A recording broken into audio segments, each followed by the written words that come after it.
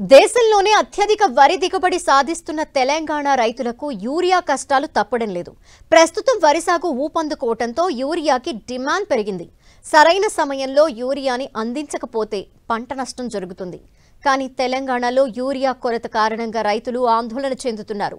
పంటల్ని కాపాడుకునేందుకు రైతులు యూరియా కోసం సహకార సంఘాల కేంద్రాల వద్ద క్యూ కడుతున్నారు.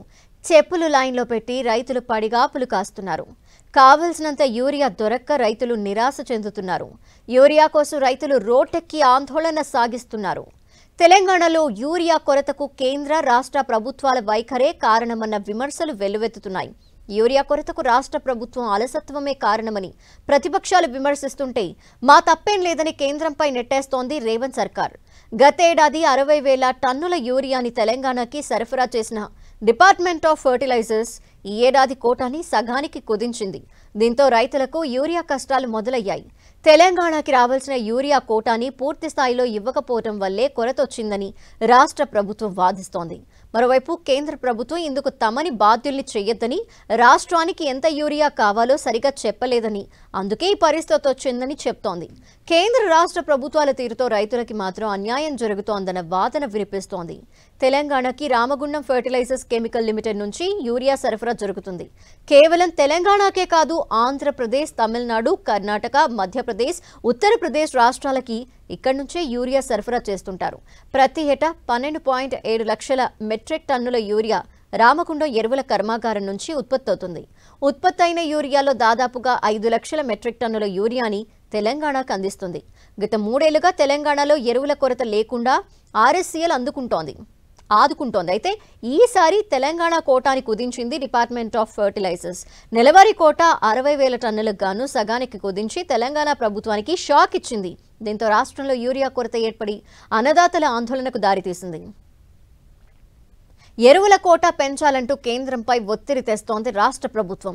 సీఎం రేవంత్ రెడ్డి కేంద్ర ఎరువుల రసాయనాల శాఖ మంత్రి నడ్డాని కలిసి తగినంత ఎరువుల్ని సరఫరా చేయాలని కోరారు. వ్యవసాయ మంత్రి తుమ్మల నాగేశ్వరరావు కూడా కేంద్రానికి పలుమార్లు లేఖ రాశారు. ప్రస్తుతం ప్రభుత్వం వద్ద ఉన్న బఫర్ స్టాక్ ని రైతాంగానికి అందిస్తున్నప్పటికీ అది ఎరువుల కొరతని తీర్చడం లేదు. తెలంగాణలో ఎరువుల సమస్య తీరాలంటే రామగుండం ఎరువుల ఫ్యాక్టరీ నుంచి తగినంత యూరియా సరఫరా చేయాలన్న అభిప్రాయం వ్యక్తమవుతోంది. అయితే రామగుండం ఎరువుల కర్మాగారం ప్రస్తుతం యూరియాని ఉత్పత్తి చేసే పరిస్థితిలో లేదు. సాంకేతిక లోపంతో యూరియా ఉత్పత్తి నిలిచిపోయింది. ప్లాంట్ నిర్వహణలో లోపాలు రైతుల పాలిట శాపంగా మారాయి. మరోవైపు రామగుండం ఫర్టిలైజర్స్ కెమికల్ లిమిటెడ్కి తెలంగాణ ప్రభుత్వం ఇవ్వాల్సిన 270 కోట్ల రూపాయల రాయితీ బకాయిలు పెండింగ్లో ఉన్నాయి. ఈ బకాయిలు కేంద్రం సీరియస్గా పరిగణిస్తోంది.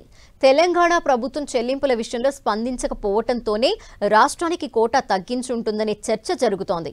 ఈ పరిస్థితుల్లో తెలంగాణ రైతాంగానికి యూరియా ఎలా అందిస్తారో వేచి చూడాలి. రైతాంగానికి సరిపడా యూరియా అందించకపోతే ప్రభుత్వాలు తీవ్ర వ్యతిరేకతని చూడాల్సి వస్తుంది.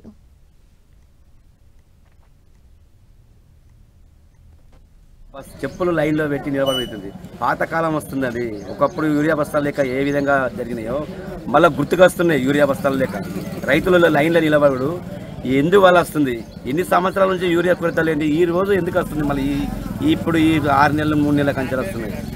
ఆ యూరియా లేక వరకు మేము అచ్చుడు పోడైతే ఆ బస్తాలు ఎప్పుడు వస్తున్నాయో ఎప్పుడు పోతున్నాయో మాకు బస్తాలు అందడం లేదు.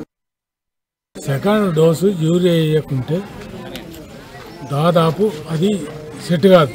ఎట్టి పరిస్థితులు నువ్వు లాస్ట్కి వేసినా కూడా అది ఏం కాదు. 2వ డోసు మాత్రం అయితే యూరియా కంపల్సరీ అవసరం. అది దొరుకుతలేదు. మాకు ఇబ్బంది అవుతుంది. ఇప్పుడు దాని కొరకు మేము ఈ 2 రోజులే మేము కాపలా కట్టాం.